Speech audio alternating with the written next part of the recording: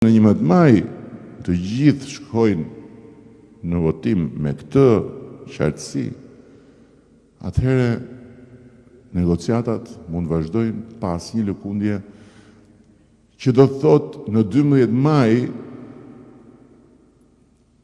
ne kemi punën tonë, numërimi votave, komisione, dhe por ama ata që shkojnë në zyrë ditën e hënë, çdo të hënë për të punuar me negociatat janë rreth 1000 veta në të gjithë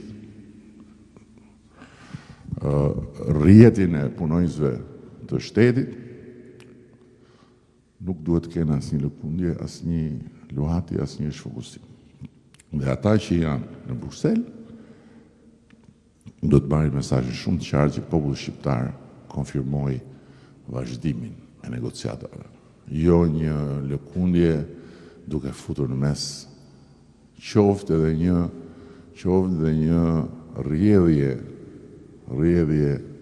sa do të vogël të kënetës apo të moçaleve të vogla që janë krijuar rreth kënetës, edhe që i thonë vetes jemi parti të reja, jemi të rinia që po vjen me baballarët dhe me tezet në listat e mbyllura.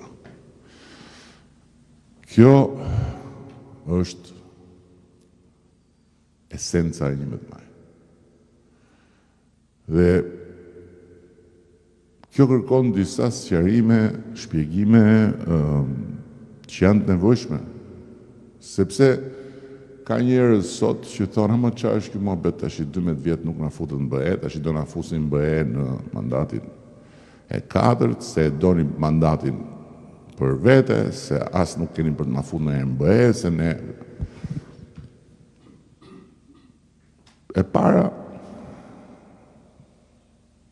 Serbia ka filluar negociatat në vitin 2014. Sot jemi 2025, Serbia është mbrapa nesh. Malizi i ka filluar negociatat në vitin 2012. Sot ne e kemi arritur Malizi dhe jemi krah për krah dhe plani është që ne dhe Malizi të hymë në BE dhe BE-ja t'japi një sinjal të qartë që po zgjerohet dhe po riunifikohet, se ky është qëllim gjeopolitik. Prandaj ne jemi sot me fatin evropian që na buzëqesh për herë të parë